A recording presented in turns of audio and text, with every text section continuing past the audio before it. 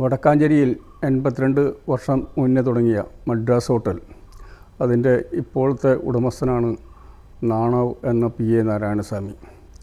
വടക്കാഞ്ചേരിയിലെ സാമൂഹിക രാഷ്ട്രീയ മണ്ഡലങ്ങളിലെയും സാംസ്കാരിക രംഗത്തും എല്ലാ വിഷയങ്ങളിലും നേരിട്ട് ഇടപെടുന്ന ഒരു വ്യക്തിയാണ് നാണവ്.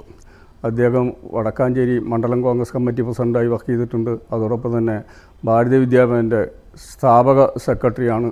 ഭാരതീയ വിദ്യാഭവൻ തുടങ്ങാനുള്ള ആദ്യത്തെ ശ്രമം മൂപ്പരുടെ ഭാഗത്തു നിന്നുണ്ടായത് അദ്ദേഹമാണ് തുടങ്ങിയത്. അദ്ദേഹത്തിന് ശേഷമാണ് ഞാനതിൻ്റെ സെക്രട്ടറി ആയത്.